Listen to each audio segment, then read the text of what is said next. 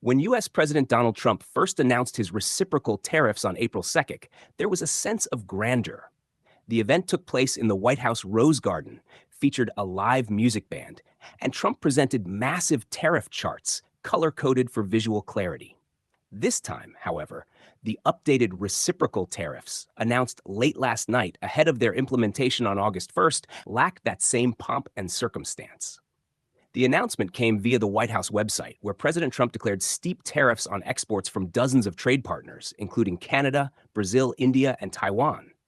According to the presidential proclamation, the U.S. will impose a 35% tariff on many goods from Canada, 50% on those from Brazil, 25% on Indian products, 20% on Taiwanese exports, 15% on Turkish goods, and 39% on Swiss imports. The order also lists plans for an additional 10% to 41% tariff increase on imports from 69 trade partners within 7 days. Some countries had managed to negotiate reductions in the tariffs announced in April, while others did not get the opportunity to engage with the Trump administration. Trump has made exceptions for certain goods set to ship within the next week. All other countries not listed will face a flat 10% U.S. import tax. Trump previously indicated this rate could be raised. Using his extraordinary powers, the president continues to exert pressure on foreign leaders through trade policies that caused market sell-offs when first revealed in April. The proclamation argues that although some partners have engaged in negotiations, they failed to address imbalances or align sufficiently with U.S. economic and national security concerns.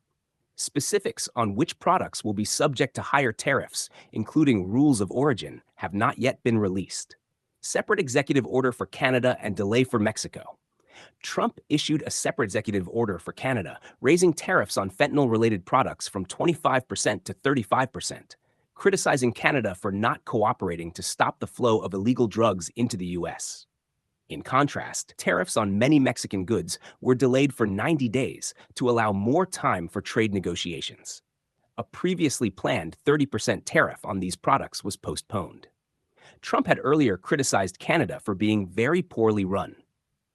Canadian Prime Minister Mark Carney expressed disappointment over the decision and pledged to take measures to protect Canadian jobs and diversify exports.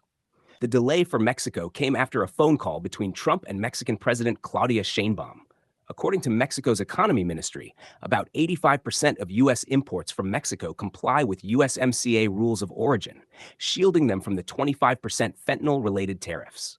Trump stated that tariffs of 50% would remain on Mexican steel, aluminum, and